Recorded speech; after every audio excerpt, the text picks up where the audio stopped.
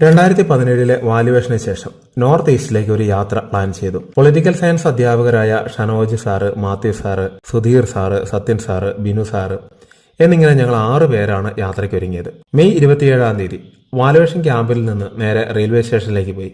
ഉച്ചയ്ക്ക് 1:50 ചെന്നൈയിലേക്കുള്ള ട്രെയിൻ കയറി. രാത്രി 12 മണിയോടുകൂടി ചെന്നൈയിലെത്തി.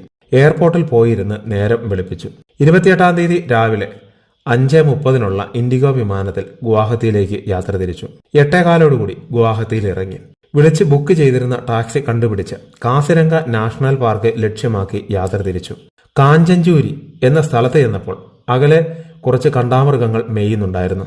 ആ കാഴ്ച കാണുന്നതിന് വേണ്ടി ഞങ്ങൾ അവിടെ ഇറങ്ങി. അകലെ പുല്ല് തിന്നുന്ന കുറച്ച് കണ്ടാമൃഗങ്ങളും മാനുകളും ഒരു കാട്ടുപോത്ത് വിശ്രമിക്കുന്നു. ആ കാഴ്ചകൾ കണ്ട് ഞങ്ങൾ യാത്ര തുടർന്നു. കാസിരംഗ നാഷണൽ പാർക്കിലേക്കുള്ള ബഗോരിയയിലെ ഗേറ്റിലൂടെ സഫാരിക്കായി 1:45 ഞങ്ങൾ കയറി. യാത്ര ആരംഭിച്ചപ്പോൾ തന്നെ പുഴയിൽ ഇറങ്ങിക്കിടക്കുന്ന കുറച്ച് ആനകളെ കണ്ടു. അവ ഇവിടെ സഫാരിക്ക് ഉപയോഗിക്കുന്നവയാണ്. കുറച്ചുകൂടി ഉള്ളിലേക്ക് കയറിയപ്പോൾ ഒരു കാട്ടാനയെയും ഒരു ഉടുമ്പിനെയും കണ്ടു. കണ്ടാമൃഗങ്ങളെ കാണുന്നതിന് ഒരു ക്ഷാമവും ഉണ്ടായിരുന്നില്ല. അസം സംസ്ഥാനത്തെ ഗോലാഘട്ട്, സോണിത്പൂർ ജില്ലകളിലായി സ്ഥിതി ചെയ്യുന്ന ഒരു നാഷണൽ പാർക്കാണ് കാസിരംഗ നാഷണൽ പാർക്ക്. ഒറ്റക്കൊമ്പൻ കണ്ടാമൃഗത്തിന്റെ വാസസ്ഥലം എന്ന നിലയിലാണ് 471 ചതുരശ്ര കിലോമീറ്റർ വിസ്തൃതിയുള്ള ഈ നാഷണൽ പാർക്ക് പ്രശസ്തമാകുന്നത്. ലോകത്തിലെ മൊത്തം ഇന്ത്യൻ കണ്ടാമൃഗങ്ങളിൽ 2/3 ഇവിടെയാണ് വിഹരിക്കുന്നത്. 2017 കണക്കുകൾ അനുസരിച്ച് 2613 ഒറ്റക്കൊമ്പൻ കണ്ടാമൃഗങ്ങൾ ഇവിടെയുണ്ട്. 1985 മുതൽ ഇത് യുനെസ്കോയുടെ പൈതൃക പട്ടികയിൽ ഇടം പിടിച്ച ഒരു സ്ഥലമാണ്. 1974 കാസിരംഗ നാഷണൽ പാർക്ക് സ്ഥാപിതമാകുന്നത്. ബ്രഹ്മപുത്ര നദി ഉൾപ്പെടെ 4 നദികൾ കടന്നുപോകുന്ന ഒരു ഏരിയ ആയതിനാൽ പൊതുവെ ചതുപ്പ് പ്രദേശമാണ് ഇവിടം. ആനകൾ, കാട്ടുപോത്തുകൾ, ചതുപ്പുമാൻ എന്നിവയുടെ വലിയൊരു വിഹാര കേന്ദ്രം തന്നെയാണ് ഇത്. 2006 ഇത് ഒരു ടൈഗർ റിസർവായി പ്രഖ്യാപിച്ചിരുന്നു. പക്ഷികളുടെ കാര്യത്തിലും അതിസമ്പന്നമാണ് ഈ നാഷണൽ പാർക്ക്. ദിഖാലി തടാകത്തിന്റെ കരയിലെ ഡോങ്ക വാച്ച് ടവറിൽ പോയി കാഴ്ചകൾക്കായി നിന്നു. തടാകത്തിനക്കരെ കുറെ കണ്ടാമൃഗങ്ങൾ മേയുന്നുണ്ടായിരുന്നു. കാട്ടുപോത്തുകളെയും അവിടെ കാണാമായിരുന്നു. ഇവിടെ കാണുന്ന ഇവയാണ് യഥാർത്ഥ കാട്ടുപോത്ത്. നമ്മുടെ നാട്ടിലെ കാട്ടുപോത്ത് പശു ഇനത്തിൽപ്പെട്ട ഒരു ജീവിയാണ്. ഞങ്ങൾ ഈ വാച്ച് ടവറിൽ നിന്ന് തിരികെ പോരുമ്പോൾ വഴിയോട് ചേർന്ന് ഒരു കണ്ടാമൃഗം പുല്ല് തിന്നുന്നുണ്ടായിരുന്നു. കുറച്ചു സമയം അവന്റെ തീറ്റ കാണുന്നതിന് വേണ്ടി ഞങ്ങൾ നിർത്തി. തുടർന്ന് ഞങ്ങൾ ഈ വനപാതകളിലൂടെ ഉൾവനത്തിലേക്ക് നീങ്ങി. തടാകക്കരയിൽ ധാരാളം ജീവികൾ. നമ്മുടെ നാട്ടിലെ ഒരു നാഷണൽ പാർക്കിലും ഇത്രമാത്രം ജീവികളെ കാണാനാവില്ല എന്നുള്ളത് ഒരു യാഥാർത്ഥ്യമാണ്. കുറച്ചുകൂടി ഈ വഴിയിലൂടെ പോയപ്പോൾ ചതുപ്പുമാൻ മേയുന്നത് കണ്ടു. ഒരു ആനക്കൂട്ടം വഴിയരികിലൂടെ നീങ്ങുന്നു. പുല്ലിൽ മറഞ്ഞ കടുവയെ കാണാൻ കുറച്ച് വണ്ടികൾ കാത്തു നിൽക്കുന്നുണ്ടായിരുന്നു. ഞങ്ങളും ഏറെ സമയം കാത്തു നിന്നെങ്കിലും കാര്യമുണ്ടായില്ല. മടങ്ങി വരും വഴിയും ധാരാളം ജീവികളെയും പക്ഷികളെയും നമുക്ക് കാണാമായിരുന്നു. അപ്പോൾ ഒരു അമ്മ കണ്ടാമൃഗവും അതിന്റെ കുട്ടിയും ഞങ്ങളുടെ വണ്ടിയുടെ തൊട്ടു മുന്നിലൂടെ വഴി മുറിച്ച് കടന്നുപോയി. 4:30 സഫാരി അവസാനിപ്പിച്ച് മടങ്ങിയെത്തി. വഴിയിൽ നിന്ന് ഭക്ഷണം കഴിച്ച് ഞങ്ങൾ തേജ്പൂരിലേക്ക് നീങ്ങി. വൈകുന്നേരം 7:30 തേജ്പൂർ നഗരത്തിനടുത്തുള്ള ഹോട്ടൽ ഗണപതിയിൽ റൂമെടുത്തു. ഏപ്രിൽ 29 ഞങ്ങളുടെ യാത്രയുടെ 2ാം ദിവസം രാവിലെ 7:30 ഞങ്ങൾ തവാങ്ങിലേക്കുള്ള യാത്ര ആരംഭിച്ചു. തേജ്പൂർ നഗരം മുറിച്ചു കടന്ന് സമതലങ്ങളിലൂടെയും ഗ്രാമങ്ങളിലൂടെയും യാത്ര ചെയ്ത് 8:15 ബാലുക്പോങ്ങിലെത്തി. അസാം അരുണാചൽ പ്രദേശ് അതിർത്തി നഗരമാണ് ഇത്. ഇവിടെ അരുണാചൽ പ്രദേശിലേക്കുള്ള ഒരു പ്രവേശന കവാടം കാണാം. ഇവിടെ നിന്ന് ഇന്നർ ലൈൻ പെർമിറ്റ് എടുത്തു വേണം അരുണാചൽ പ്രദേശിൽ പ്രവേശിക്കാൻ. അതിനായി 1.5 മണിക്കൂറോളം സമയം എടുത്തു. അടുത്ത ടൗൺ ആയ ടിപ്പിയിലെ ഓർക്കിഡ് റിസർച്ച് സെന്റർ കാണുന്നതിന് വേണ്ടി ഇറങ്ങി. പുതുമയുള്ള കാഴ്ചകൾ ഇല്ലായിരുന്നു. ഞങ്ങൾ തവാങ്ങിലേക്കുള്ള യാത്ര തുടർന്നു. ആദ്യമായാണ് ഞങ്ങളിൽ പലരും ഹിമാലയൻ യാത്ര നടത്തുന്നത്. അതിനാൽ പുതിയ ഒരു ആവേശത്തിലായിരുന്നു ഞങ്ങളുടെ യാത്ര. ടിപ്പി കഴിഞ്ഞതോടുകൂടി കെമാങ് നദിക്കരയിലൂടെയായി യാത്ര. പല സ്ഥലത്തും നദിയും വെള്ളച്ചാട്ടങ്ങളും കാണുന്നതിന് വേണ്ടി ഞങ്ങൾ നിർത്തിയിറങ്ങി. ഇവിടെയുള്ള പാലങ്ങളെല്ലാം ബെയിലി പാലങ്ങളാണ്. ഞങ്ങൾ പതിയെ കയറ്റം കയറാൻ ആരംഭിച്ചു. ഒരു സൈഡിൽ നദി, മറു സൈഡിൽ വലിയ മലകൾ. അങ്ങനെയുള്ള ഈ റോഡിലൂടെയുള്ള യാത്ര രസകരമായ ഒന്നായിരുന്നു. പച്ചപ്പ് നിറഞ്ഞ പ്രദേശങ്ങൾ. പല സ്ഥലത്തും മണ്ണിടിഞ്ഞ് റോഡിൽ കിടക്കുന്നു. മിക്കവാറും സ്ഥലങ്ങളിൽ റോഡ് പണി നടക്കുന്നു. ഗ്രാമങ്ങളും മലകളും മാറിക്കയറി യാത്ര തുടർന്നുകൊണ്ടേയിരുന്നു. ഇവിടെയുള്ള വീടുകളൊക്കെ ചെറുതും മരം കൊണ്ട് നിർമ്മിച്ച് ഉള്ളിൽ മണ്ണ് തേച്ചവയുമാണ്. മലകളിൽ കോടമഞ്ഞ് നിറഞ്ഞതിനാൽ മലകളുടെ കാഴ്ച മറച്ചെങ്കിലും കോടയുടെ കാഴ്ചകളും മനോഹരമായിരുന്നു. പല സ്ഥലത്തും ബുദ്ധിസ്റ്റ് പ്രയർ ഫ്ലാഗുകൾ നിറഞ്ഞിരിക്കുന്നു. ഇത് ഒരു ടിബറ്റൻ ബുദ്ധിസ്റ്റ് ശൈലിയാണ്. ഇത്രയും സമയം കയറിയ മലയുടെ മുകളിലെത്തി 12:15 ചായയ്ക്കായി നിർത്തി. ഇത് ലോവർ ഹിമാലയൻ റേഞ്ചിലെ ഒരു മൗണ്ടെയിൻ പാസ് ആണ്. നെച്ചിഫു എന്നാണ് സ്ഥലത്തിന്റെ പേര്. നല്ല തണുപ്പായിരുന്നു അവിടെ. ചായ കുടിച്ച് ഞങ്ങൾ യാത്ര തുടർന്നു. ഇനി ഇറക്കമാണ്. നിർമ്മാണത്തിലിരിക്കുന്ന റോഡായതിനാൽ സാവകാശമാണ് യാത്ര. കുറച്ച് സമയം മുന്നോട്ട് പോയപ്പോൾ അകലെ പുതിയ ഒരു നദി കാണാൻ തുടങ്ങി. ടേങ്ക നദി. ഇനി ടേങ്ക താഴ്വരയിലൂടെയാണ് യാത്ര. ജമരി എന്ന സ്ഥലത്ത് നദിയിലിറങ്ങുന്നതിന് വേണ്ടി നിർത്തി. വളരെ ചെറിയ ഒരു നദി ഉരുളൻ കല്ലുകൾക്കിടയിലൂടെ ഒഴുകുന്നു. കുറച്ച് ഫോട്ടോകളെടുത്ത് തൊട്ടടുത്തുള്ള തൂക്കുപാലത്തിൽ ഒന്ന് കയറി യാത്ര തുടർന്നു. പിന്നെയുള്ള യാത്രയിൽ ഇടതുവശത്ത് ടേങ്ക നദിയായിരുന്നു. പല പട്ടാള ക്യാമ്പുകളും കടന്ന് യാത്ര തുടർന്നു. ടേങ്ക ഹാത്ത് എന്ന റെസ്റ്റോറന്റിൽ 2:15 എത്തി. ഒരു ആർമി കാന്റീൻ ആയതിനാൽ റെസ്റ്റോറന്റിന് പുറത്ത് ഒരു ടാങ്ക് പ്രദർശനത്തിനായി വെച്ചിട്ടുണ്ടായിരുന്നു. അതിന് മുന്നിലിരുന്ന് ഫോട്ടോകളെടുത്തു. കുറെ ബുദ്ധിസ്റ്റ് പ്രയർ ഫ്ലാഗുകൾ കെട്ടിയ വേലിക്ക് പുറത്ത് ടേങ്ക നദി ഒഴുകുന്നുണ്ടായിരുന്നു. അവിടെ നിന്നും ഞങ്ങൾ യാത്ര തുടർന്ന് അധികം സ്റ്റോപ്പുകളില്ലാതെ വൈകുന്നേരം 4 മണിയോടെ ബൊംഡീല നഗരത്തിലെത്തി. വെസ്റ്റ് കമാങ് ജില്ലയുടെ ആസ്ഥാനമാണ് ഈ നഗരം. സമുദ്രനിരപ്പിൽ നിന്ന് 7923 അടി ഉയരത്തിലാണ് ഈ സ്ഥലം. അതിനാൽ അത്യാവശ്യം നല്ല തണുപ്പായിരുന്നു ഇവിടെ. സിഫിയാങ് പോങ് എന്ന ഹോട്ടലിൽ റൂമെടുത്തു. അതിനുശേഷം ഞങ്ങൾ ബൊംഡീല മൊണാസ്ട്രി സന്ദർശിക്കാൻ വേണ്ടി പോയി. 1965 സ്ഥാപിച്ച ഒരു മൊണാസ്ട്രിയാണ് ഇത്. ഞങ്ങൾ അവിടെ എത്തുമ്പോൾ ബുദ്ധസന്യാസികളും മൊണാസ്ട്രിയിലെ അന്തേവാസികളായ കുട്ടികളും വൈകുന്നേരത്തെ റിക്രിയേഷൻ ആക്ടിവിറ്റീസിലായിരുന്നു. ബ്രൈറ്റ് കളറുകൾ അടിച്ച ഈ മൊണാസ്ട്രി ടിബറ്റൻ ശൈലിയിലാണ് നിർമ്മിച്ചിരിക്കുന്നത്. കുറച്ച് സമയം മൊണാസ്ട്രിക്കുള്ളിൽ ചെലവഴിച്ച് പുറത്തേക്കിറങ്ങി. പണമടച്ച് കുറച്ച് നെയ്ത്തിരികൾ ഞങ്ങൾ തെളിച്ചു. ഇതിന്റെ മുറ്റത്തു നിന്നുള്ള താഴ്വര കാഴ്ചകൾ മനോഹരമായിരുന്നു. ഒരു ബുദ്ധസന്യാസിയുടെ ഒപ്പം ഫോട്ടോ എടുത്ത് കുറച്ച് സമയം പ്രയർ വീലുകൾ കറക്കി അത് പരിചയപ്പെട്ട് 5:15 തിരികെ ഹോട്ടലിലേക്ക് എത്തി. ഞങ്ങളുടെ ഹോട്ടലിന് മുന്നിലും ഒരു മൊണാസ്ട്രി ഉണ്ടായിരുന്നു. അന്ന് രാത്രി ഞങ്ങളുടെ റൂമിൽ ഒരു റൂം ഹീറ്ററൊക്കെ ഉണ്ടായിരുന്നെങ്കിലും അതിഭയങ്കരമായ തണുപ്പ് കാരണം ഉറങ്ങാനായില്ല. അത്രയും തണുപ്പ് മുമ്പ് ഒരിക്കൽ പോലും അനുഭവിച്ചിട്ടില്ലായിരുന്നു. ഏപ്രിൽ 30 ഞങ്ങളുടെ യാത്രയുടെ 3-ാം ദിവസം. രാവിലെ 7:20 ഞങ്ങൾ യാത്രയ്ക്കൊരുങ്ങി. ഇന്ന് ഒരു ദിവസം മുഴുവൻ യാത്ര ചെയ്താൽ മാത്രമേ തവാങ്ങിലെത്തുകയുള്ളൂ. ബൊംഡീല പാസ് കടന്നതോടുകൂടി പുതിയ ഒരു നദി ഞങ്ങളുടെ യാത്രയ്ക്കൊപ്പം കൂടി. ധിരാങ് നദി. തൊട്ടടുത്ത ടൗണിന്റെ പേരാണ് ധിരാങ്. കാഴ്ചകൾക്കായി ഞങ്ങൾ അവിടെ ഇറങ്ങണം. തേജ്പൂരിൽ നിന്ന് തവാങ്ങിലേക്ക് 325 കിലോമീറ്റർ ദൂരമാണ് ഉള്ളത്. 2 ദിവസം വേണം അവിടെ എത്താൻ. കാരണം വീതി കുറഞ്ഞ വളവുകൾ മാത്രമുള്ള ഒരു വഴിയിലൂടെയാണ് യാത്ര. 8:30 ഞങ്ങൾ മുന്ന ക്യാമ്പ് എന്ന സ്ഥലത്ത് ചായ കുടിക്കാൻ വേണ്ടി നിർത്തി. 8:50 ഞങ്ങൾ ധിരാങ് നഗരത്തിലെത്തി. മുകളിൽ മുഴുവൻ പ്രയർ ഫ്ലാഗുകൾ കെട്ടി ഭംഗിയാക്കിയിരിക്കുന്ന ഒരു നഗരം. ചൂട് നീരുറവുകൾക്കും മൊണാസ്ട്രികൾക്കും ഒക്കെ പ്രസിദ്ധമാണ് ഈ പ്രദേശം. ഇവിടുത്തെ യാക്ക് റിസർച്ച് സെന്റർ കാണാനായി കയറിയപ്പോൾ വണ്ടിയുടെ ടയർ പഞ്ചറായി. ഞങ്ങളുടെ 10 ദിവസത്തെ യാത്രയുടെ സാരഥിയായ സോനാച്ചം ദാസ് പഞ്ചർ അടയ്ക്കുന്നതിന് വേണ്ടി പോയി. ഞങ്ങൾ കുറച്ച് സമയം നടന്ന് കാഴ്ചകൾ കണ്ട് തിരിച്ചിറങ്ങി. 9:15 തവാങ്ങിലേക്കുള്ള യാത്ര തുടർന്നു. 9:45 ഭക്ഷണം കഴിച്ച് ഞങ്ങൾ കയറ്റം കയറാൻ ആരംഭിച്ചു. ന്യൂക് മഡൂങ് എന്ന വാർ മെമ്മോറിയലിന് മുന്നിലെത്തിയെങ്കിലും സമയക്കുറവ് മൂലം കയറാതെ യാത്ര തുടർന്നു. ഗ്രാമങ്ങൾ പിന്നിട്ട് കയറ്റം കയറുന്നത് തുടർന്നുകൊണ്ടേയിരുന്നു. ഈ പ്രദേശത്ത് കൃഷിയിടങ്ങൾ വളരെ കുറവാണ്. താഴ്വര കാഴ്ചകൾ വളരെ മികച്ചവയായിരുന്നു. റോഡിൽ മിക്ക സ്ഥലത്തും ബുദ്ധിസ്റ്റ് സ്തൂപങ്ങൾ കാണാം. അതിന് കാരണം നമ്മളിപ്പോൾ യാത്ര ചെയ്യുന്ന വെസ്റ്റ് കമാങ് ജില്ലയിലും തുടർന്ന് യാത്ര ചെയ്യാൻ പോകുന്ന തവാങ് ജില്ലയിലും ബുദ്ധമത വിശ്വാസികളാണ് ഭൂരിപക്ഷം. അതിനാൽ എല്ലാ ഗ്രാമങ്ങളിലും ഇത്തരം സ്തൂപങ്ങൾ കാണാം. വീടുകൾ ഇവിടെയും വളരെ ചെറിയവയും തകര ഷീറ്റ് കൊണ്ടുള്ള മേൽക്കൂരയുള്ളതുമാണ്. വഴിയിൽ യാക്കുകളെ കാണാൻ തുടങ്ങി. ഈ ജീവികളെയും ഞങ്ങളിൽ മിക്കവരും ആദ്യമായിട്ടാണ് കാണുന്നത്. 11 മണിയോടെ ബൈസഖി ആർമി കഫ്തീരിയയിൽ ഒരു ചെറിയ സ്റ്റോപ്പ് എടുത്ത് ഫ്രഷായി യാത്ര തുടർന്നു. ഇനി വലിയ കയറ്റങ്ങളാണ് കയറാനുള്ളത്. കോട മൂടിയതിനാൽ മികച്ച താഴ്വര കാഴ്ചകൾ ഞങ്ങൾക്ക് നഷ്ടപ്പെട്ടു. 11:50 കയറ്റം കയറി സേല പാസിലെത്തി. മൊണാസ്ട്രിയുടെ കവാടത്തെ അനുസ്മരിപ്പിക്കുന്ന വിധത്തിലുള്ള ഒരു കവാടം കടന്ന് ഞങ്ങൾ തവാങ് ജില്ലയിലേക്ക് പ്രവേശിച്ചു. ഈ മലയുടെ മറുഭാഗം കോടയില്ലാതെ വളരെ ക്ലിയർ ആയിരുന്നു. അകലെ മലയിൽ മഞ്ഞ് വീണ് കിടക്കുന്നു. കുറച്ച് ഫോട്ടോ എടുത്തു കഴിഞ്ഞപ്പോഴാണ് ഞങ്ങളുടെ അടുത്തുള്ള മലകളിലും മഞ്ഞ് കിടക്കുന്നത് കണ്ടത്. ആദ്യമായി നാച്ചുറൽ ഐസ് കാണുന്നതിന്റെ ആവേശം ഞങ്ങൾക്കെല്ലാവർക്കും ഉണ്ടായിരുന്നു.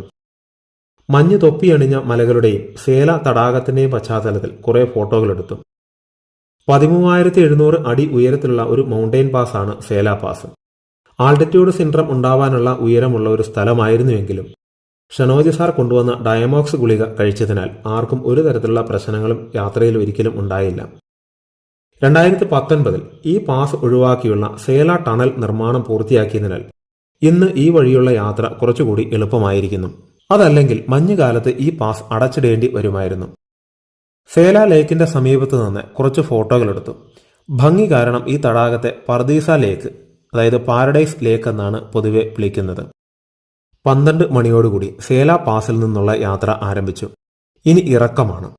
കുറച്ച് മുന്നോട്ട് പോയപ്പോൾ മഞ്ഞുമലകളുടെ പശ്ചാത്തലത്തിൽ വീണ്ടും ഫോട്ടോകൾ എടുക്കുന്നതിന് വേണ്ടി നിർത്തി.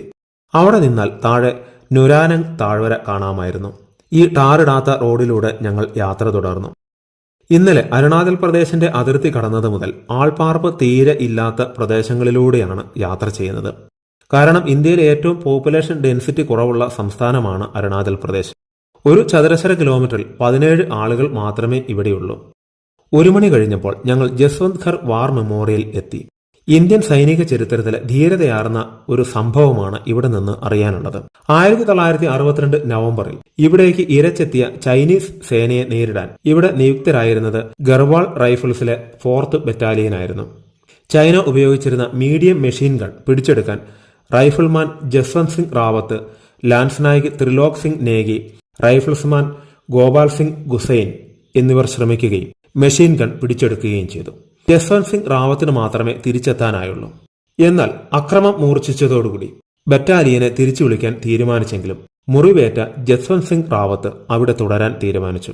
സേല, നുര എന്നീ 2 മോംബെ വംശജരായ പെൺകുട്ടികളുടെ സഹായത്തോടുകൂടി ചൈനീസ് സേനയെ ഒറ്റയ്ക്ക് തടഞ്ഞു നിർത്താൻ ജസ്വന്ത് സിംഗ് റാവത്തിന് കഴിഞ്ഞു. ഇവിടെ ഇന്ത്യൻ പോസ്റ്റ് മുകളിലും ചൈനീസ് സേന താഴ്വരയിലുമായതിനാൽ പൊസിഷൻ മാറി മാറി ആക്രമിക്കാൻ അദ്ദേഹത്തിന് കഴിഞ്ഞു. യുദ്ധത്തിനിടയിൽ സേല എന്ന പെൺകുട്ടി കൊല്ലപ്പെട്ടു. നുരയെ ചൈനീസ് സേന പിടികൂടുകയും ചെയ്തു. അവസാനം ജസ്വന്ത് സിംഗിന് ഭക്ഷണവും മറ്റും സപ്ലൈ ചെയ്യുന്ന ഗ്രാമീണനെ ചൈനീസ് സേന പിടികൂടിയപ്പോഴാണ് ഇന്ത്യൻ ബാരക്കിൽ ഒരു സൈനികൻ മാത്രമേ ഉള്ളൂ എന്നറിഞ്ഞത്. അതോടെ ചൈനീസ് സേന ഇരച്ചെത്തി. അപ്പോഴേക്കും 72 മണിക്കൂർ കഴിഞ്ഞിരുന്നു. 300-ലധികം ചൈനീസ് സൈനികർ ഈ പോരാട്ടത്തിൽ കൊല്ലപ്പെട്ടിരുന്നു. യുദ്ധശേഷം ചൈനീസ് കമാൻഡർ ജസ്വന്ത് സിംഗിന്റെ വെട്ടിമാറ്റിയ തലയും അദ്ദേഹത്തിന്റെ ഒരു പിച്ചള പ്രതിമയും ഇന്ത്യക്ക് നൽകി. അതാണ് ഇവിടെ വാർ മെമ്മോറിയലിന്റെ പ്രധാന ഭാഗത്ത് വെച്ചിരിക്കുന്നത്. കൊല്ലപ്പെട്ട സേല എന്ന പെൺകുട്ടിയുടെ ഓർമ്മയ്ക്കാണ് നമ്മളിപ്പോൾ കയറി വന്ന മൗണ്ടെയിൻ പാസിനും അതിനടുത്തുള്ള തടാകത്തിനും 2019 നിർമ്മിച്ച ടണലിനും സേല എന്ന പേര് നൽകിയത്. നുര എന്ന പെൺകുട്ടിയുടെ ധീരതയ്ക്കായിട്ടാണ് ഈ താഴ്വരയുടെ പേരും ഈ താഴ്വരയിലൂടെ ഒഴുകുന്ന നദിയുടെ പേരും ഇനി താഴെ ഞങ്ങൾ കാണാൻ പോകുന്ന വെള്ളച്ചാട്ടത്തിനും നുരാനങ് എന്ന പേരും നൽകിയിരിക്കുന്നത്. രാജ്യം ജസ്വന്ത് സിംഗിന് മഹാവീര ചക്ര നൽകി ആദരിച്ചു. ഇന്നും ഇന്ത്യൻ സൈന്യം ജസ്വന്ത് സിംഗ് റാവത്തിനെ ജീവിച്ചിരിക്കുന്ന ഒരു സൈനികനായി പരിഗണിക്കുകയും നിരവധി പ്രൊമോഷൻ നൽകി വരികയും ചെയ്യുന്നു. ആരെയും ആവേശം കൊള്ളിക്കുന്ന ആ 21 വയസ്സുകാരന്റെ ചരിത്രം കേട്ട് സൈനിക ക്യാമ്പിൽ നിന്നും നൽകിയ ചായയും കുടിച്ച് താഴ്വരയിലേക്ക് യാത്ര തുടർന്നു. ചെങ്കുത്തായ ഇറക്കം ഇറങ്ങിച്ചെല്ലുമ്പോൾ കുറച്ച് വഴിമാറിപ്പോയാൽ ഒരു വലിയ വെള്ളച്ചാട്ടം കാണാം. അതാണ് നേരത്തെ പറഞ്ഞ നുരാനങ് ഫാൾസ്. ജംഗ് ഗ്രാമത്തിലായതിനാൽ ഈ വെള്ളച്ചാട്ടത്തിന് ജംഗ് ഫാൾസ് എന്നും വിളിക്കുന്നു. നുരാനങ് നദി തവാങ് നദിയിൽ ചേരുന്ന ഇടത്താണ് ഈ വെള്ളച്ചാട്ടം. 100 മീറ്റർ ഉയരമുള്ള ഈ വെള്ളച്ചാട്ടം മനോഹരമായ ഒരു കാഴ്ച തന്നെയായിരുന്നു. ഫോട്ടോകളെടുത്ത് 3 മണിയോടെ ഞങ്ങൾ തിരിച്ചു പോരാൻ തുടങ്ങി. ഫോട്ടോ എടുത്ത് നിന്നതിനാൽ എല്ലാവരും പോയത് ഞാൻ ശ്രദ്ധിച്ചില്ല. അതിനാൽ ഓടി അവരുടെ ഒപ്പം എത്താൻ ശ്രമിച്ചുവെങ്കിലും ശ്വാസം കിട്ടാതെ ശരിക്കും വിഷമിച്ചു. ഹൈ ആൾട്ടിറ്റ്യൂഡിൽ നമ്മൾ കഠിന എക്സർസൈസ് ചെയ്താലുള്ള കുഴപ്പമാണത്രേ. ഇൻഹേലർ ഉപയോഗത്തിന് ശേഷവും കുറെ അധികം സമയമെടുത്തു നോർമലാവാൻ. താഴ്വര കാഴ്ചകൾ കണ്ട് ഞങ്ങൾ യാത്ര തുടർന്നു. 4 മണി കഴിഞ്ഞപ്പോഴേക്കും ഞങ്ങൾ തവാങ്ങിലെത്തി. ഹാപ്പി വാലി എന്ന ഹോട്ടലിൽ റൂമെടുത്തു. 10,000 അടി ഉയരത്തിലുള്ള ഒരു നഗരമാണ് തവാങ്. പൊതുവെ ടിബറ്റൻ സംസ്കാരമാണ് ഇവിടെ നമുക്ക് കാണാനാവുക.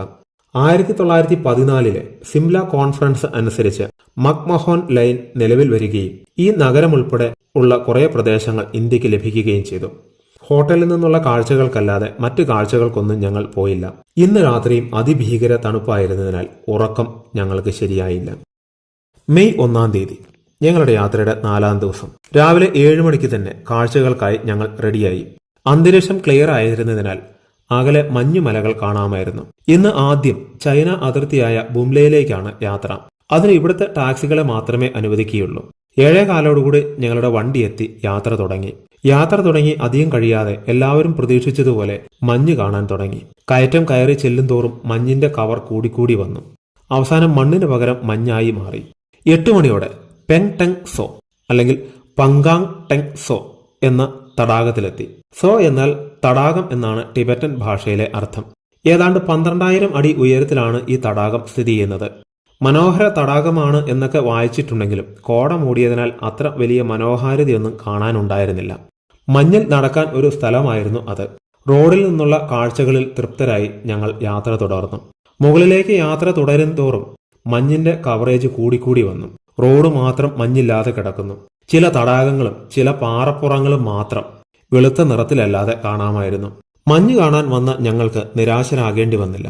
മഞ്ഞ് മാത്രം കണ്ടുകൊണ്ടുള്ള യാത്ര അവസാനം ബുംലയ്ക്ക് 8 കിലോമീറ്റർ മുമ്പുള്ള ഒരു സൈനിക ചെക്ക് പോസ്റ്റിൽ പരിശോധനകൾക്കായി നിർത്തി. പൂർണ്ണമായും മഞ്ഞിൽ മൂടിയ ഒരു ക്യാമ്പും പ്രദേശവും. അവിടെ നിന്ന് യാത്ര തുടർന്നപ്പോൾ വഴിയിലെ മഞ്ഞ് കാരണം വണ്ടി കയറ്റം കയറാതായി. വണ്ടി ബ്ലോക്കായ അവിടെ നിന്നാൽ താഴെ സൈനിക ബാരക്കുകളും ഒരു തടാകവും കാണാമായിരുന്നു. ഈ മഞ്ഞിൽ കഴിയുന്ന സൈനികരെ ശരിക്കും ബഹുമാനിച്ചു പോകുന്ന ഒരു കാഴ്ചയായിരുന്നു അത്. തുടർന്ന് പിൻചക്രത്തിൽ ചങ്ങല പിടിപ്പിച്ച് കയറ്റം കയറി. അവിടെ ഉണ്ടായിരുന്ന സൈനികരും ഞങ്ങളുടെ വണ്ടി തള്ളിക്കയറ്റുന്നതിന് സഹായിച്ചു. ശരിക്കും അവരാണ് ഞങ്ങളുടെ വണ്ടി തള്ളിക്കയറ്റിയത്. ഞങ്ങൾ കൈവച്ചുവെന്ന് മാത്രമേ ഉള്ളൂ. അവിടുത്തെ കയറ്റം കയറി ഇറങ്ങുമ്പോൾ ഒരു തടാകം കാണാമായിരുന്നു. വെള്ളം മെല്ലെ ഐസായി മാറുന്നു. മുകളിൽ ഐസ് കട്ടകൾ പൊങ്ങിക്കിടക്കുന്നു.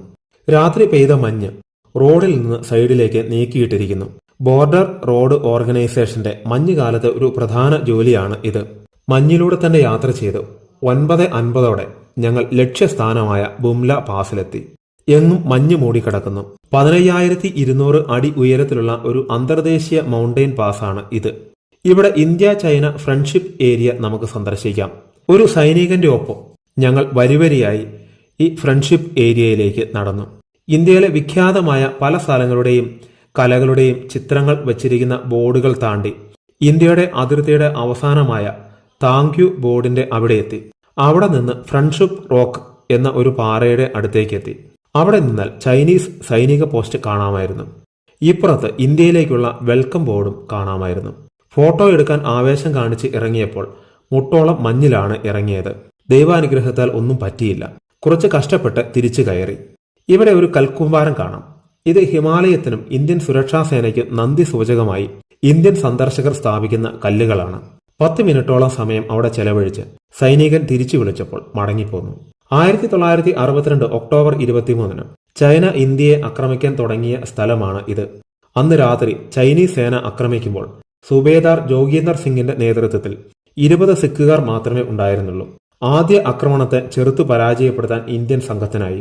തുടർന്ന് ജോഗീന്ദർ സിംഗ് കൂടുതൽ സഹായത്തിനായി കമ്പനി ഹെഡ്ക്വാർട്ടേഴ്സിലേക്ക് വിളിക്കാൻ ശ്രമിച്ചുവെങ്കിലും ഫോൺ കണക്ഷൻ കട്ടായിരുന്നു. അപ്പോഴേക്കും 2ാം ഘട്ട ആക്രമണം ചൈന ആരംഭിച്ചു.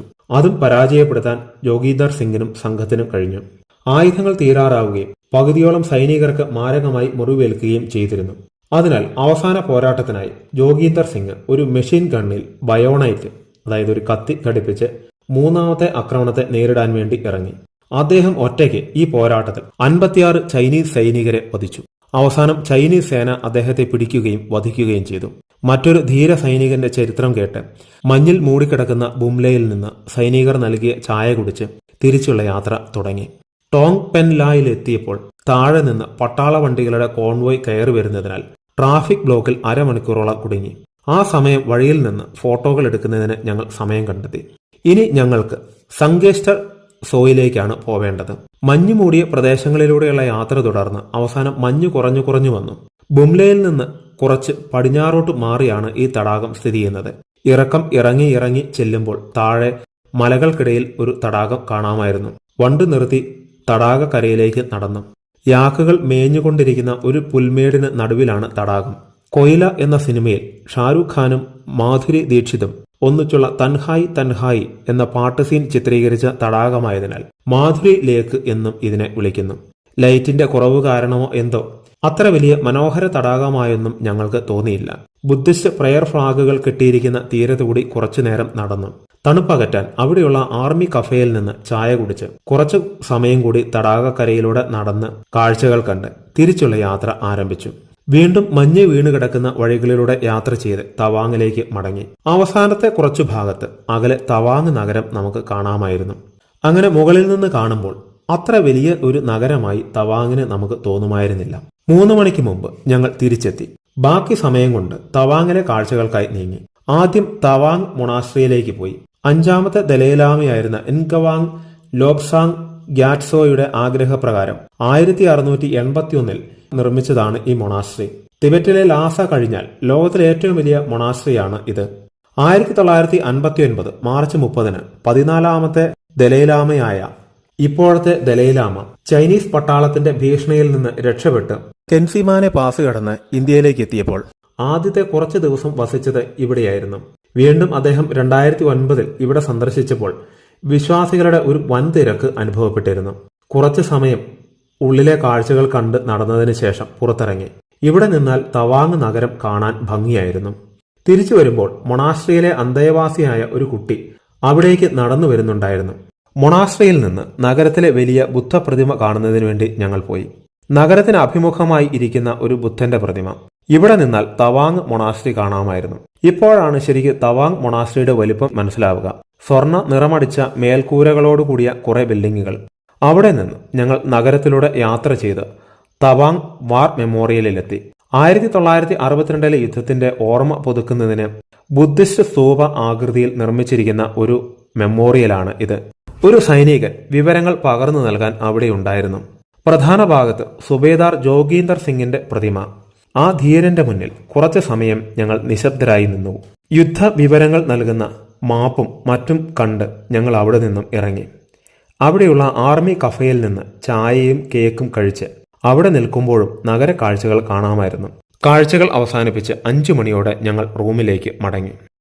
മെയ് 2-ാം തീയതി ഞങ്ങളുടെ യാത്രയുടെ 5-ാം ദിവസം രാവിലെ 7 മണിക്ക് ഞങ്ങൾ യാത്രയ്ക്ക് റെഡിയായി. ഇന്ന് ഞങ്ങൾ ആസാം അതിർത്തിയായ ബാലുക്പോങ് വരെ നീണ്ട ഒരു യാത്ര ചെയ്യണം. ജംഗ് ഗ്രാമത്തിൽ ബ്രേക്ക്ഫാസ്റ്റിന് മാത്രമായി ഒന്ന് നിർത്തി. പിന്നെ സേല പാസിന്റെ ഫോട്ടോകൾ എടുക്കാൻ വേണ്ടി സേല പാസിന്റെ ഗേറ്റിൽ നിർത്തി. ഗേറ്റിനുള്ളിലൂടെ മഞ്ഞുമലകൾ കാണുന്നത് ഭംഗിയുള്ള ഒരു കാഴ്ച തന്നെയായിരുന്നു. ഞങ്ങൾ താഴേക്കുള്ള യാത്ര തുടർന്നു. ഇപ്പോൾ കോടയില്ലാത്തതിനാൽ താഴ്വര കാഴ്ചകൾ മികച്ചവ ആയിരുന്നു. സെങ്സോങ് താഴ്വരയും അവിടുത്തെ ആർമി ബാരക്കുകളും മുകളിൽ നിന്ന് കാണുന്നത് ഒരു ഭംഗിയുള്ള കാഴ്ചയായിരുന്നു. അകലെ മഞ്ഞു നദികൾ ഉള്ള നീല മലനിരകളും കണ്ടുകൊണ്ട് ഹെയർപിൻ ബെൻഡുകൾ ഒന്നൊന്നായി ഇറങ്ങി ധിരാങ് ബൊംഡീല ടൗണുകൾ ക്രോസ് ചെയ്ത് നീങ്ങി. അപ്പോഴാണ് വണ്ടിയുടെ ടയർ വീണ്ടും പഞ്ചറായത്. അവസാനം ആ വഴി വന്ന മറ്റൊരു വണ്ടിക്കാരന്റെ സ്റ്റെപ്പിനി ടയർ കടം വാങ്ങിയായി ഞങ്ങളുടെ യാത്ര. 4:30 ടേങ്ക വാലിയിലെ സിങ്ചുങ് ഗ്രാമത്തിൽ ഭക്ഷണത്തിനായി നിർത്തിയെങ്കിലും ചായ കൊണ്ട് തൃപ്തിപ്പെട്ടു. ആ സമയം കൊണ്ട് ടയർ പഞ്ചറടച്ച് സോനാച്ചം ദാസ് വന്നു. തുടർന്ന് നീണ്ട യാത്രയ്ക്കൊടുവിൽ 9:30 ബാലുക്പോങ്ങിലെ ഹോട്ടൽ മണ്ഡൽ ഖാങ്ങിൽ എത്തി. മെയ് 3 ഞങ്ങളുടെ യാത്രയുടെ 6-ാം ദിവസം. അതിരാവിലെ എഴുന്നേറ്റ് ഹോട്ടൽ ചുറ്റി നടന്നു കണ്ടു. കെമാങ് നദി ഹോട്ടലിനു പിന്നിലൂടെ ഒഴുകുന്നു. 7:45 ഞങ്ങൾ യാത്ര ആരംഭിച്ചു. ഇന്ന് ഞങ്ങൾ അസമിലെ ശിവസാഗറിലെ കാഴ്ചകൾ കാണാനാണ് പോകുന്നത്. 9:30 ഞങ്ങൾ ബദാമാരി എന്ന സ്ഥലത്ത് നിന്ന് ഭുമുരഗുരി സേതു പാലത്തിലൂടെ ബ്രഹ്മപുത്ര നദി മുറിച്ചു കടന്ന് യാത്ര തുടർന്നു. പിന്നെ അസാമിലെ വിഖ്യാതമായ തേയിലത്തോട്ടങ്ങളുടെ സമീപത്തുകൂടിയായി യാത്ര. മൂന്നാറിലെ പോലെ അത്ര ഭംഗിയൊന്നുമില്ലായിരുന്നു ഇവിടുത്തെ തേയിലത്തോട്ടത്തിന്. കാരണം മൂന്നാറിൽ മലമടക്കുകളിലാണ് തേയില കൃഷി എന്നതിനാൽ നന്നായി അവ കാണാം. ഇവിടെ സമതലത്തിലായതിനാൽ അത്ര നല്ലൊരു കാഴ്ച നമുക്ക് ലഭ്യമല്ല. വഴിയോര കാഴ്ചകളൊക്കെ കണ്ട് 2:45 ശിവസാഗറിനടുത്തുള്ള ബോൺഗാവ് എന്ന സ്ഥലത്തെത്തി. അവിടുത്തെ നാപുഖിരി ശിവ ഡോൾ കാണാനായി കയറി. ഡോൾ എന്നാൽ ക്ഷേത്രം എന്നാണ് അർത്ഥം.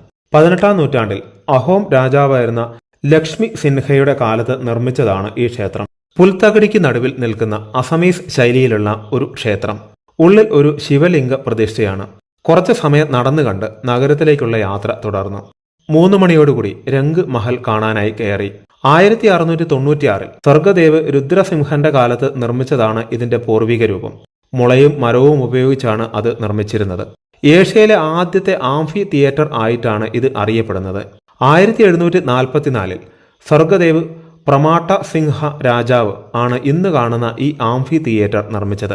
ഇതിന്റെ മേൽക്കൂര അഹോം രാജ്യത്തിന്റെ എംബ്ലമായ നീളമുള്ള ബോട്ടിന്റെ രൂപത്തിലാണ്. 2 നിലകളുള്ള ഈ രംഗ്ഘർ അന്നത്തെ സാംസ്കാരിക പരിപാടികളുടെയും കായിക കലകളുടെയും അവതരണത്തിനുള്ള ഒരു സ്ഥലമായിരുന്നു. കുറച്ചു സമയം ഈ മനോഹര നിർമ്മിതി കണ്ട് ഞങ്ങൾ പുറത്തേക്കിറങ്ങി. അവിടെ നിന്ന് തൊട്ടടുത്ത് തന്നെയുള്ള തലാതൽ ഖർ എന്ന പുരാതന നിർമ്മിതി കാണുന്നതിന് വേണ്ടി പോയി. 3:20 അഹോം രാജാക്കന്മാരുടെ കാലത്തെ ഏറ്റവും വലിയ നിർമ്മിതിയായ ഈ തലാതൽ ഖറിന്റെ അവിടെ എത്തി. ഇത് നിർമ്മാണം ആരംഭിച്ചത് രുദ്രസിൻഹയുടെ കാലത്താണെങ്കിലും ഇന്ന് കാണുന്ന വിധത്തിലാകുന്നത് 1765 രാജേശ്വർ സിൻഹയുടെ കാലത്താണ്. ഇതൊരു ആർമി ബേസ് ആയിട്ടാണ് നിർമ്മിച്ചത്. ഘനശ്യാം എന്ന ശില്പിയെ കൊണ്ടാണ് ഇത് നിർമ്മിച്ചത്. ഇതിന് 7 നിലകളുണ്ടായിരുന്നു. 3 നിലകൾ മണ്ണിനടിയിലും 4 നിലകൾ മണ്ണിന് മുകളിലുമായിരുന്നു. മണ്ണിനടിയിലുണ്ടായിരുന്ന നിലകൾ മണ്ണിട്ട് ഫിൽ ചെയ്ത് ബ്രിട്ടീഷ് ഭരണകാലത്ത് അടച്ചിരുന്നു. ഭൂമിയുടെ നിരപ്പിലുണ്ടായിരുന്നത് കുതിരപ്പന്തികളും സ്റ്റോർ റൂമുകളും ജോലിക്കാരുടെ വസതികളുമായിരുന്നു. മുകളിലുള്ള നിലകൾ രാജകീയ വസതികളായിരുന്നു. അവയിൽ ഭൂരിഭാഗവും ഇന്ന് നിലനിൽക്കുന്നില്ല. അഹോം രാജാക്കന്മാരുടെ കാലത്ത് ഇന്ന് നിലനിൽക്കുന്ന നിർമ്മിതികളെല്ലാം നിർമ്മിച്ചത് ഇഷ്ടിക കൊണ്ടാണ്. ബോറ ചൗൾ എന്ന പശവശ കൂടുതലുള്ള അരിയും അരയന്നങ്ങളുടെ മുട്ടയും ഉപയോഗിച്ചാണ് ഈ ഇഷ്ടികകൾ ഉറപ്പിച്ചിരിക്കുന്നത്. തൊട്ടടുത്ത് തന്നെയുള്ള മറ്റൊരു നിർമ്മിതിയാണ് ഗോളാഘർ. ഇതൊരു ആയുധപ്പുരയായിരുന്നു. അത് സന്ദർശിക്കാൻ നിൽക്കാതെ ഞങ്ങൾ യാത്ര തുടർന്നു. ശിവസാഗറിലെ ഏറ്റവും പ്രസിദ്ധമായ ശിവ ഡോൾ കാണുന്നതിന് വേണ്ടി നീങ്ങി. 3:50 ക്ഷേത്രത്തിന് മുന്നിലെത്തി. അഹോം ശൈലിയിലുള്ള ഒരു വലിയ ക്ഷേത്രം, ഒപ്പം മറ്റ് ചില ചെറു ക്ഷേത്രങ്ങളും ഉള്ള ഒരു കോമ്പൗണ്ട്. ഈ ക്ഷേത്രങ്ങൾ 1734 സ്വർഗദേവ് ശിവസിംഹയുടെ ഭാര്യ ബാർ രാജ അംബികയാണ് നിർമ്മിച്ചത്. ഞങ്ങൾ അവിടെ എത്തുമ്പോൾ വലിയ തിരക്കൊന്നും ഉണ്ടായിരുന്നില്ല. കുറച്ചാളുകൾ പ്രാർത്ഥനയിലായിരുന്നു. ഞങ്ങൾ ക്ഷേത്രത്തിനുള്ളിൽ കയറാതെ ചുറ്റും നടന്ന് കാഴ്ചകൾ കാണാൻ തീരുമാനിച്ചു. 104 അടി ഉയരമുള്ള ഒരു ഗോപുരം, അതിന്റെ അഗ്രഭാഗത്ത് 8 അടി ഉയരത്തിൽ ഒരു ഗോൾഡൻ ഡോം കാണാം. ഗർഭഗൃഹത്തിന് മുന്നിലായി ദോ ചാല ശൈലിയിലെ അന്ത്രാല മണ്ഡപത്തിലേക്ക് ചേർന്ന് നിൽക്കുന്നു. പുറം ചുവരുകളിൽ വളരെ കുറച്ച് ശില്പങ്ങൾ കൊണ്ട് ഭംഗിയാക്കിയിരിക്കുന്നു. ഇതിന് തൊട്ടടുത്ത് തന്നെയാണ് ദേവി ഡോൾ. സമാനമായ ഒരു നിർമ്മാണ ശൈലിയിലാണ് ഇതും നിർമ്മിച്ചിരിക്കുന്നത്. ക്ഷേത്രം ചെറുതാണെന്ന് മാത്രം. ശിവ ഡോളിന്റെ മറുഭാഗത്ത് വിഷ്ണു ഡോൾ കാണാം. ഒരു ചെറിയ ക്ഷേത്രം. അവിടെ നിന്ന് ഇതിന് പിന്നിലുള്ള ശിവസാഗർ തടാകം, അതായത് ബോർ പുഖുരി തടാകം കാണാനായി പോയി. സമചതുരാകൃതിയിലുള്ള ഒരു കുളം. 1731 1738 ഇടയിൽ നിർമ്മിച്ച ഒന്നാണ് ഇത്. 4:15 ഞങ്ങൾ അവിടെ നിന്നിറങ്ങി. ഇനി 15 കിലോമീറ്റർ അകലെയുള്ള ഗർഗാവിലേക്ക് പോയി കരേംഘർ കാണണം. 4:30 കഴിഞ്ഞപ്പോൾ ഞങ്ങൾ അവിടെ എത്തി. മുമ്പ് മരവും കല്ലും കൊണ്ടുള്ള ഒരു കൊട്ടാരമായിരുന്നു ഇവിടെ നിലനിന്നിരുന്നത്. അത് 1698 രുദ്രസിൻഹ നിർമ്മിച്ചതായിരുന്നു.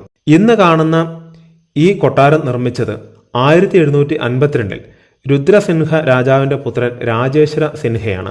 ഗർഗാവ് പാലസ് എന്നും ഇത് അറിയപ്പെടുന്നു. ഞങ്ങൾ ഉള്ളിൽ കയറി അതിന്റെ ഇടനാഴികളിലൂടെയും നടുവിലെ വലിയ ഹാളിലൂടെയും ഒക്കെ നടന്നു കണ്ടു. തൂണുകളും ഭിത്തികളും ഒക്കെ മനോഹരമായി തന്നെ നിലനിൽക്കുന്നു. പല ഭാഗങ്ങളും കാലപ്പഴക്കത്തിൽ തകർന്നിരിക്കുന്നു. ഇടുങ്ങിയ സ്റ്റെപ്പുകൾ കയറി മുകളിലെ നിലയിലേക്ക് കയറി. ഏറ്റവും മുകളിലെ നിലയിൽ വളരെ കുറച്ച് സ്ഥലം മാത്രമേ ഉണ്ടായിരുന്നുള്ളൂ.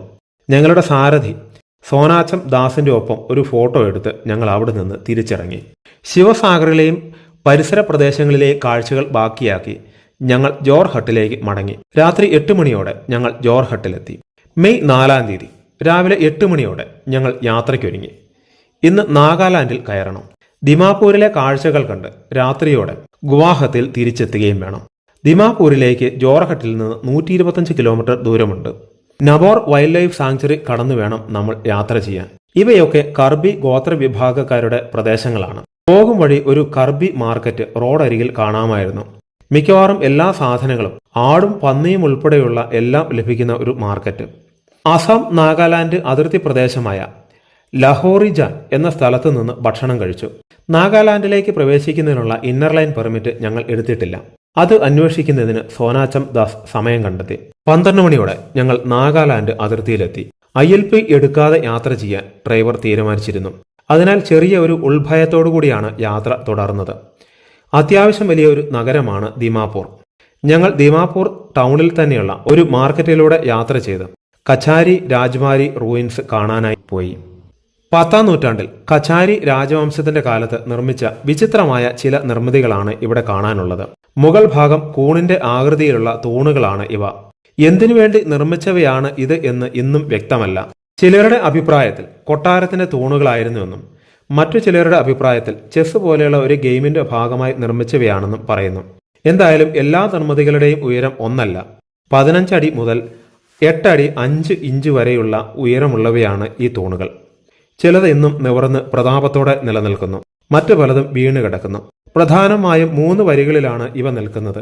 ദിമാസ രാജാവായിരുന്ന ചക്രധ്വജ് ആണ് ഇത് നിർമ്മിച്ചതെന്ന് പ്രാദേശികമായി വിശ്വസിക്കുന്നു. തകർന്നവ ഒരു മ്യൂസിയത്തിൽ എന്നതുപോലെ ക്രമീകരിച്ചു വെച്ചിരിക്കുന്നു. ILP ഇല്ലാത്തതിനാൽ അധികം കാഴ്ചകൾക്ക് നിൽക്കാതെ ഞങ്ങൾ തിരികെയുള്ള യാത്ര ആരംഭിച്ചു. അതിർത്തി കടന്നപ്പോഴാണ് ഒരു സമാധാനമായത്. വരും വഴി കർബി കർഷകരുടെ ഒരു മാർക്കറ്റിൽ നിർത്തി കുറച്ച് പഴങ്ങളൊക്കെ വാങ്ങി ഗുവാഹത്തിയിലേക്കുള്ള യാത്ര തുടർന്നു. വൈകുന്നേരം 5 മണിയോടെ ബിനു സാറിന്റെ അമ്മാവൻ ജോലി ചെയ്യുന്ന റബ്ബർ ബോർഡ് ഓഫീസിനോട് ചേർന്നുള്ള ഗസ്റ്റ് ഹൗസിൽ എത്തി അവിടെ താമസിച്ചു. മെയ് 5-ാം തീയതി ഞങ്ങളുടെ യാത്രയുടെ 8-ാം ദിവസം. ഇന്ന് ഞങ്ങൾ മേഘാലയയിലേക്ക് പോകും. രാവിലെ 11 മണിയോടുകൂടി ഉമിയം ലേക്കിനടുത്തെത്തി. ഷില്ലോങ് നഗരത്തിനടുത്താണ് ഈ ലേക്ക്. 1960-കളിൽ ഉമിയാം നദിയിൽ നിർമ്മിച്ച ഡാമിന്റെ റിസർവോയറാണ് ഇത്. വെള്ളം കുറവായതിനാൽ ദ്വീപുകൾ പോലെ പല സ്ഥലങ്ങളും കാണാമായിരുന്നു. അവിടെ നിന്നും ഞങ്ങൾ ഷില്ലോങ് പീക്കിലേക്ക് പോയി. ഒരു മിലിറ്ററി ഏരിയ ആയതിനാൽ പെർമിഷൻ കിട്ടാൻ കുറച്ച് സമയം കാത്തു കിടക്കേണ്ടി വന്നു. 12:15 ഞങ്ങൾ വ്യൂ പോയിന്റിലെത്തി. ഇവിടെ നിന്നാൽ ഷില്ലോങ് നഗരം കാണാം. 1972-ൽ മേഘാലയ സംസ്ഥാനം രൂപീകരിക്കുന്നതുവരെ അസം സംസ്ഥാനത്തിന്റെ തലസ്ഥാനമായിരുന്നു ഷില്ലോങ്. പ്രകൃതി ഭംഗി കൊണ്ട് സ്കോട്ട്ലാൻഡ് ഓഫ് ഈസ്റ്റ് എന്ന പേരിലും അറിയപ്പെടുന്നു. തിരിച്ചുള്ള യാത്രയ്ക്കൊരുങ്ങിയപ്പോഴാണ് ഖാസി പോരാളികളുടെ വസ്ത്രം ധരിച്ച് ഫോട്ടോ എടുക്കുന്നതിനെക്കുറിച്ച് ആലോചിച്ചത്. വളരെ ഗംഭീരമായിരുന്നു ആ വേഷം കെട്ട്. എല്ലാവരും ലക്ഷണമൊത്ത ഖാസി പോരാളികളായി മാറി. അതിനുശേഷം അവസരം കിട്ടിയാൽ ഇത്തരം വേഷം കെട്ടിന് ശ്രമിക്കാൻ ഒരു പ്രേരക ശക്തി കൂടിയായി ഈ അനുഭവം. തുടർന്ന് ഞങ്ങൾ ചിറാപുഞ്ചിയിലേക്ക് യാത്ര തിരിച്ചു. പോകും വഴി എലിഫന്റ് ഫാൾസ് എന്ന 2 തട്ടുകളുള്ള വെള്ളച്ചാട്ടം കാണാൻ വേണ്ടി ഇറങ്ങി. വലിയ ഭംഗിയൊന്നുമില്ലാത്ത ഒരു വെള്ളച്ചാട്ടം. വേനൽക്കാലമായതിനാൽ വെള്ളം വളരെ കുറവായിരുന്നു. ചിറാപുഞ്ചിയിലേക്കുള്ള യാത്ര ഞങ്ങൾ തുടർന്നു. താഴ്വര കാഴ്ചകൾ കണ്ടുകൊണ്ടുള്ള ഒരു യാത്ര. പോകും വഴി മാവുഡോക് ഡിംപെപ്പ് താഴ്വര കാണുന്നതിന് വേണ്ടി നിർത്തി. ഭംഗിയുള്ള ഒരു താഴ്വര. തുടർന്നുള്ള യാത്രയിൽ പുൽമേടുകൾക്കിടയിലൂടെയായിരുന്നു. മനോഹരമായ കാഴ്ചകൾ കണ്ട് 3:45 ഞങ്ങൾ ചിറാപുഞ്ചിയിലെ അറുവ ഗുഹയിലെത്തി. അങ്ങോട്ടുള്ള വാക്വേ തന്നെ മനോഹരമായിരുന്നു. ആ വഴിയിൽ നിന്നുള്ള താഴ്വര കാഴ്ചകളും മികച്ചവയായിരുന്നു. കോട കാരണം കാഴ്ചകൾ പലപ്പോഴും മങ്ങിയിരുന്നു എന്ന് മാത്രം. വളരെ വലിയ ഒരു ഗുഹയാണെങ്കിലും ഏതാണ്ട് 300 മീറ്റർ മാത്രമേ സന്ദർശകർക്കായി തുറന്നു കൊടുത്തിട്ടുള്ളൂ. ഉള്ളിലേക്ക് കയറിയാൽ നാമമാത്രമായ ലൈറ്റുകൾ മാത്രമേ സ്ഥാപിച്ചിട്ടുള്ളൂ. നനവുള്ള പ്രതലത്തിലൂടെയുള്ള നടത്തം കുറച്ച് റിസ്ക് തന്നെയായിരുന്നു. ഏറെക്കുറെ മുഴുവൻ ദൂരവും ഞങ്ങൾ നടന്നു കണ്ടു.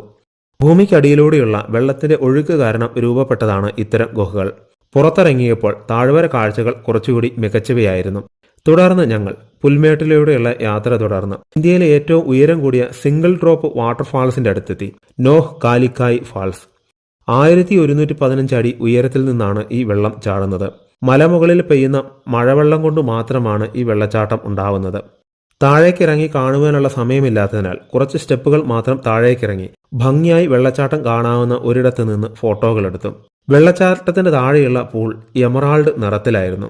കാണുമ്പോൾ വളരെ മെല്ലെയാണ് വെള്ളം ചാടുന്നതെന്ന് തോന്നുമെങ്കിലും ഇത്ര ഉയരമുള്ളതുകൊണ്ടാണ് അത്തരത്തിലൊരു തോന്നൽ നമുക്കുണ്ടാകുന്നത്.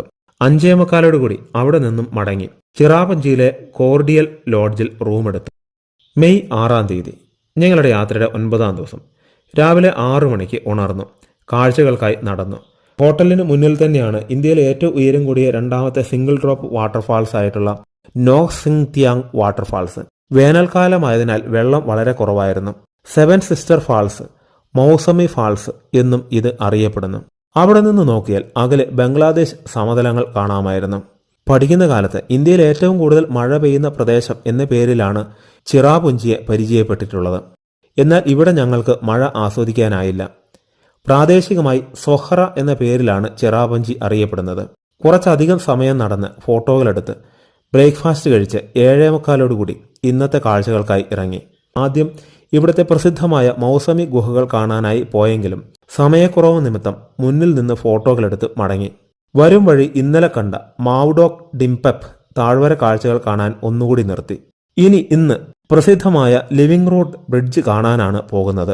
പോകും വഴി മുഴുവൻ മനോഹരമായ താഴ്വര കാഴ്ചകൾ കണ്ടുകൊണ്ട് തന്നെയാണ് യാത്ര. കിൻറോ അർലിയാങ് എന്ന സ്ഥലത്തെ വ്യൂ പോയിന്റിൽ നിർത്തി കാഴ്ചകൾ കണ്ട് ഞങ്ങൾ യാത്ര തുടർന്നു. 10:45 റിവായ് എന്ന ഗ്രാമത്തിലെത്തി. ധാരാളം ടൂറിസ്റ്റുകൾ വരുന്ന ഒരു ഗ്രാമമാണ്. നടപ്പുവഴിയിലൂടെ നടന്ന് താഴേക്കിറങ്ങി. ഇവിടെ ഒരു ലിവിംഗ് റൂട്ട് ബ്രിഡ്ജ് ഉണ്ട്, അത് കാണണം. ഒരു ചെറിയ നദിക്ക് ഇരുപുറവും നിൽക്കുന്ന 2 മരങ്ങളുടെ വേരുകൾ കൂട്ടിപ്പിണച്ച് ഒരു പാലം പോലെ നിർമ്മിച്ചിരിക്കുന്നു. വേരുകൾ എല്ലാ ഭാഗത്തും ലഭിക്കാൻ മരത്തെ പുഴയിലേക്ക് ചെരിച്ചു നിർത്തിയിരിക്കുന്നു. നടക്കാനുള്ള ഭാഗത്ത് മണ്ണ് ഫില്ല് ചെയ്ത് മുകളിൽ കല്ലുവാകി നടക്കാവുന്ന വിധത്തിലാക്കിയിരിക്കുന്നു. കണ്ടാൽ കേബിൾ കൊണ്ട് നിർമ്മിച്ച പാലം പോലെ തോന്നുമെങ്കിലും റബ്ബർ ഫിഗ് മരം കൊണ്ടാണ് ഇത് നിർമ്മിച്ചിരിക്കുന്നത്. സാധാരണ 10-15 വർഷം കൊണ്ട് ഇത്തരം ഒരു പാലം നിർമ്മിക്കാം. എന്നാൽ 20-25 വർഷം കൊണ്ടേ ശരിയായ ഉറപ്പുള്ള ഒരു പാലം രൂപപ്പെടുകയുള്ളൂ. മരം ആരോഗ്യത്തോടെ ഇരിക്കുന്നിടത്തോളം കാലം ഈ പാലം നിലനിൽക്കും. പൊതുവെ കാൽനടയ്ക്കാണ് ഈ പാലം ഉപയോഗിക്കുന്നത്. 2017 ഗവേഷകരുടെ കണക്കനുസരിച്ച് മേഘാലയയിൽ 75 ഇത്തരം ലിവിംഗ് റൂട്ട് ബ്രിഡ്ജുകളുണ്ട്. ഇത്തരം പാലങ്ങൾ മേഘാലയയുടെ മാത്രം ഒരു സവിശേഷതയാണ്. കുറച്ചധികം സമയം നടന്ന് ഈ അത്ഭുത നിർമ്മിതി കണ്ടു. 11:30 തിരികെ കയറിപ്പോന്നു. ഞങ്ങൾ യാത്ര തുടർന്നു. 11:50 മൗലിൻ നോങ് എന്ന ഗ്രാമത്തിലെത്തി. ഏഷ്യയിലെ ഏറ്റവും വൃത്തിയുള്ള സ്ഥലമായി അറിയപ്പെടുന്ന ഇടമാണിത്. തികച്ചും ഒരു കുഗ്രാമം. സന്ദർശകരുടെ വണ്ടികളുടെ ഒരു തിരക്ക് മാത്രമാണ് ഒരു പ്രശ്നം. ഒരു ചായക്കടയിൽ നിന്ന് ചായ കുടിച്ചു. ഇവിടെ നോർത്ത് ഈസ്റ്റിലെ മലമ്പ്രദേശങ്ങളിലെല്ലാം സ്ത്രീകളാണ് ബിസിനസ് നടത്തുന്നത്. പുരുഷന്മാർ കായിക അധ്വാനം ആവശ്യമുള്ള ജോലികളോ ഡ്രൈവർമാരുടെയോ ജോലികൾ ചെയ്ത് ജീവിക്കുന്നു. സ്ത്രീകൾക്ക് കൂടുതൽ പരിഗണന ലഭിക്കുന്ന ഒരു ഇടമാണ് നോർത്ത് ഈസ്റ്റ് എന്ന് തോന്നി. കുറച്ച് സമയം നടന്ന് കാഴ്ചകൾ കണ്ട് 12:15 ഞങ്ങൾ യാത്ര തുടർന്നു. കുറച്ച് കഴിഞ്ഞതോടുകൂടി നമ്മുടെ വലത് ഭാഗത്ത് ഒരു നദി കാണാൻ തുടങ്ങി. അത് ഇന്ത്യ ബംഗ്ലാദേശ് അതിർത്തിയാണ്. ഈ നദി ഉംകോട്ട് നദിയുടെ ഒരു കൈവഴിയാണ്. പോകും വഴിക്കുള്ള 2 വെള്ളച്ചാട്ടങ്ങൾ കാണാനായി നിർത്തി. ചെറുതും മനോഹരവുമായിരുന്നു അവ. രണ്ടാമത്തെ വെള്ളച്ചാട്ടത്തിനടുത്ത് ഒരു അമ്മയും മക്കളും ഭക്ഷണം കഴിക്കുന്നുണ്ടായിരുന്നു. കുറച്ചുകൂടി മുന്നോട്ട് പോയപ്പോൾ അകലെ ഉംകോട്ട് നദി കാണാമായിരുന്നു. നദിക്ക് കുറുകെയുള്ള തൂക്കുപാലം കടന്ന് 2 മണിക്ക് നദിയിലേക്ക് ഇറങ്ങുന്ന സ്ഥലത്ത് എത്തി. ഈ സ്ഥലത്തിന്റെ പേരാണ് ദൗക്കി. അവിടെ ഉണ്ടായിരുന്ന ആർമി പോസ്റ്റിൽ കാര്യങ്ങൾ അന്വേഷിച്ചു. വലതുവശത്ത് കാണുന്ന നദി ഇന്ത്യയിലും മുന്നിൽ കാണുന്ന നദി ബംഗ്ലാദേശിലുമാണ്. എത്ര ദൂരം മുന്നോട്ട് പോവാം എന്ന ചോദ്യത്തിന് പോയിക്കോളൂ എന്ന മറുപടിയാണ് സൈനികർ നൽകിയത്. ഞങ്ങൾ പുഴയിലേക്ക് ഇറങ്ങി. ഇവിടുത്തെ ബോട്ടിംഗ് ആണ് പ്രധാന ആകർഷണം. വളരെ തെളിഞ്ഞ വെള്ളമായതിനാൽ ആഴം തോന്നാത്ത ഒരു അവസ്ഥ. വെയിലില്ലാത്തതിനാൽ കാഴ്ചകൾ അത്ര ഭംഗിയായിരുന്നില്ല. പുഴക്കര മുഴുവൻ സന്ദർശകരുടെ തിരക്കാണ്. ഇന്ത്യക്കാരും ബംഗ്ലാദേശികളും ഉണ്ട് അതിൽ. ഞങ്ങൾ 2 വള്ളങ്ങളിലായി യാത്ര തുടങ്ങി. ഇന്ത്യയുടെ ഭാഗത്തേക്കാണ് യാത്ര. വെയിലില്ലാത്തത് ശരിക്കും ഒരു പ്രശ്നമായിരുന്നു. നദിയുടെ ഭംഗി ആസ്വദിക്കാൻ അതുകൊണ്ട് കഴിഞ്ഞില്ല. മുമ്പ് കണ്ട തൂക്കുപാലത്തിന് കീഴിലൂടെ യാത്ര ചെയ്ത് മുകളിലേക്ക് കയറി. കുറച്ച് മുന്നോട്ട് കയറിയപ്പോൾ നദിയുടെ അടിഭാഗം കാണാമായിരുന്നു. അവിടെ കരയിലിറങ്ങാതെ ഞങ്ങൾ തിരിച്ചു പോന്നു. ഇരുപുറവും വലിയ പാറക്കെട്ടുകളുള്ള ഈ നദിയിലൂടെയുള്ള തോണിയാത്ര ശരിക്കും പേടിപ്പിക്കുന്ന ഒന്നായിരുന്നു. ധാരാളം യാത്രികരും മീൻ പിടിക്കുന്നവരും നദിയിലൂടെ യാത്ര ചെയ്യുന്നുണ്ടായിരുന്നു. അരമണിക്കൂർ ബോട്ടിംഗ് കഴിഞ്ഞു വന്നപ്പോൾ കുളിക്കുന്നവരോട് കുശലം പറഞ്ഞു. അവർ ബംഗ്ലാദേശികളാണ്. അതായത് നമ്മളിപ്പോൾ ബംഗ്ലാദേശിലോ ഇരു രാജ്യങ്ങളുടെയും ഇടയിലുള്ള 0 പോയിന്റിലോ ആണ് നിൽക്കുന്നത്. ഇനി ഈ നദി ഒഴുകുന്നത് ബംഗ്ലാദേശിലൂടെയാണ്. അപ്പോൾ നദിയുടെ പേര് ഗോയൻ നദി എന്നാണ് അറിയപ്പെടുന്നത്. ഞങ്ങൾ ഈ മണൽപ്പരപ്പിലൂടെ ഷോട്ട് പുട്ട് പോലത്തെ ഉരുണ്ട കല്ലുകൾ പെറുക്കിയെടുത്ത് നടന്നു. കുറച്ചു ചെന്നപ്പോൾ ഈന്തപ്പഴ കച്ചവടക്കാരെ കണ്ടു. 50 ഇന്ത്യൻ രൂപയ്ക്ക് 1 കിലോ ഈത്തപ്പഴം തരാം എന്ന് പറഞ്ഞു. ഈച്ചയാർക്കുന്ന അത് വാങ്ങാൻ ആർക്കും തോന്നിയില്ല. വേണ്ട എന്ന് പറഞ്ഞപ്പോൾ 10 രൂപയ്ക്കെങ്കിലും വാങ്ങൂ എന്നായി. വേണ്ട എന്ന് പറഞ്ഞപ്പോൾ ആളെ മനസ്സിലായി. ബംഗ്ലാദേശിൽ വന്നിട്ട് ഞങ്ങളോട് ഒന്നും വാങ്ങാതെ കളിയാക്കിയിട്ട് പോകുന്നോ എന്ന് സ്വരം കടുപ്പിച്ച് ഞങ്ങളോട് ചോദിച്ചു. അപ്പോഴും ഞങ്ങളൊന്നും വാങ്ങിയില്ല. പിന്നിലെ ആർമി പോസ്റ്റിലെ സൈനികരായിരുന്നു ഞങ്ങളുടെ ബലം. ഗോയിൻ നദിക്കര വരെ ചെന്ന് മടങ്ങിപ്പോന്നു. ഇവിടം ബംഗ്ലാദേശിലെ ജഫ്ലോങ് എന്ന പ്രദേശമാണ്. 3 മണിയോടെ തിരികെ കയറുമ്പോൾ സൈനികർ ബോട്ടിംഗ് എങ്ങനെയുണ്ടായിരുന്നു എന്ന് കുശലം ചോദിച്ചു. അവരിൽ ഒരാൾ തമിഴ്നാട്ടുകാരനായിരുന്നു. തിരിച്ചു പോരുമ്പോഴും വെയിൽ വന്നിരുന്നില്ല. പാലത്തിൽ നിന്ന് പുഴയിലെ വള്ളങ്ങൾ കാണുന്നതിന് ഒരു പ്രത്യേക ഭംഗിയുണ്ടായിരുന്നു. തിരിച്ചുള്ള വഴിയിലൂടെ വരുമ്പോൾ ബംഗ്ലാദേശിലൂടെ ഈ നദി ഒഴുകി പോകുന്നത് കാണാൻ ഭംഗിയായിരുന്നു. വീണ്ടും നിർത്താതെയുള്ള യാത്ര തുടങ്ങി. പലപ്പോഴും പുൽമേടിന് നടുവിലൂടെയായിരുന്നു ഞങ്ങളുടെ യാത്ര. ഇടയ്ക്ക് ചായയ്ക്ക് വേണ്ടി ഒരു വ്യൂ പോയിന്റിൽ നിർത്തിയെങ്കിലും ഭയങ്കര കോട കാരണം ഒന്നും കാണാൻ കഴിഞ്ഞില്ല. 9 മണിയോടെ കഴിഞ്ഞ ദിവസം താമസിച്ച റബ്ബർ ബോർഡ് ഗസ്റ്റ് ഹൗസിലെത്തി. മെയ് 7 ഞങ്ങളുടെ യാത്രയുടെ അവസാന ദിവസം. രാവിലെ 8 മണിയോടെ ഞങ്ങൾ കാഴ്ചകൾക്കായി ഇറങ്ങി. ആദ്യം കാമാഖ്യ ക്ഷേത്രം കാണുന്നതിന് വേണ്ടി ക്ഷേത്രത്തിനടുത്തുള്ള പാർക്കിംഗിൽ വണ്ടി നിർത്തി നടത്തം ആരംഭിച്ചു. ഏതാണ്ട് 1 കിലോമീറ്റർ ദൂരം നടക്കാനുണ്ട്. ധാരാളം ഷോപ്പുകൾ കടന്ന് 8:40 ക്ഷേത്രത്തിന് മുന്നിലെത്തി. നോർത്ത് ഈസ്റ്റ് പ്രദേശത്തെ ഏറ്റവും പ്രധാനപ്പെട്ട ക്ഷേത്രമാണ് ഇത്. 51 ശക്തിപീഠങ്ങളിലെ ഏറ്റവും പഴക്കമുള്ള 4ാമത്തെ ശക്തിപീഠ ക്ഷേത്രമാണ് ഇത്. ഹിന്ദു വിശ്വാസമനുസരിച്ച് ദേവിയുടെ ജെനിറ്റൽസ് ഇവിടെയാണ് വീണത്. ആദിശങ്കരന്റെ അഷ്ടദശ ശാക്തിപീഠ സൂത്രമനുസരിച്ച് 18 മഹാശക്തിപീഠങ്ങളിൽ ഏറ്റവും പ്രാധാന്യമർഹിക്കുന്ന ശക്തിപീഠങ്ങളിൽ ആദ്യത്തേതാണ് കാമാഖ്യ ക്ഷേത്രം. ഇന്ത്യയിലെ ഏറ്റവും പുരാതന താന്ത്രിക് ആരാധനയുടെ കേന്ദ്രമാണ് ഇത്. ശാക്തേയ കൗള ആചാരപ്രകാരം ഭഗവതിയെ പ്രീതിപ്പെടുത്താൻ ആൺമൃഗങ്ങളെ ഇവിടെ ബലിയർപ്പിക്കുന്നു. അസമിലെ തനത് ശൈലിയായ നിലാചൽ ശൈലിയിലാണ് ക്ഷേത്രം നിർമ്മിച്ചിരിക്കുന്നത്. AD 650 മുതൽ 10ാം നൂറ്റാണ്ട് വരെ കാമരൂപയിലെ മ്ലേച്ഛ രാജവംശവും പിന്നീട് പല, കൂച്ച്, അഹോം രാജവംശവും ഈ ക്ഷേത്രത്തെ സംരക്ഷിച്ചു പോന്നു. മ്ലേച്ഛ രാജവംശത്തിന്റെ കാലത്ത് യോനിയായും, പല വംശകാലത്ത് യോഗിനിയായും, കൂച്ച് വംശത്തിന്റെ കാലത്ത് താന്ത്രിക് ദേവിയായ മഹാവിദ്യയായും ആരാധിച്ചു പോരുന്നു. കുറച്ചു സമയം കാഴ്ചകൾ കണ്ട് ഞങ്ങൾ ബ്രഹ്മപുത്ര നദി കാണുന്നതിന് വേണ്ടി നീങ്ങി. ഉമാനന്ദ ദ്വീപിലെ ക്ഷേത്രത്തിലേക്ക് ബോട്ടുകൾ പോകുന്ന സ്ഥലത്തു നിന്ന് ഒരു ബോട്ടിൽ കയറി നദിയിലൂടെ ഒരു യാത്ര നടത്തി. ഇന്ത്യയിലെ ഏറ്റവും പ്രധാനപ്പെട്ട നദികളിലൊന്നായി മാത്രം കേട്ടിരുന്ന ഈ നദിയെ അടുത്ത് കാണാൻ ഞങ്ങൾക്ക് കഴിഞ്ഞു.